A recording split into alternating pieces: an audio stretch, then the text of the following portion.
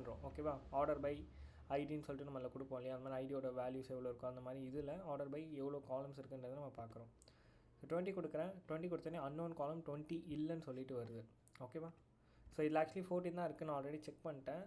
இப்போ நான் என்ன பண்ணுறேன், நான் 15 கொடுக்குறேன். ஓகே, 15 இருக்கா? ஸோ 15ம் இல்லை, 14 இருக்கும்.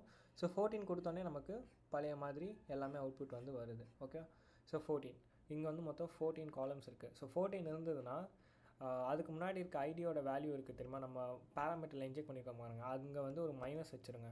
ஏன்னா ஸோ டோட்டலாக 14 தான் இருக்குது, ஆனால் -1 நம்ம எடுத்தால் தான் அங்கே பேக் எண்டில் வந்து அது ப்ராசஸ் வந்து கரெக்டாக பண்ணும். ஸோ இப்போ நம்ம ஆர்டர் பையை வந்து ரிமூவ் பண்ணிடலாம். ஆர்டர் பை ஃபுல்லாக ரிமூவ் பண்ணிட்டு அதுக்கு பதிலாக யூனியன் ஆல் செலக்ட்னு சொல்லிட்டு வரும். ஓகேவா, இதில் நம்ம வந்து என்ன பண்ணணும்னா எந்த காலம்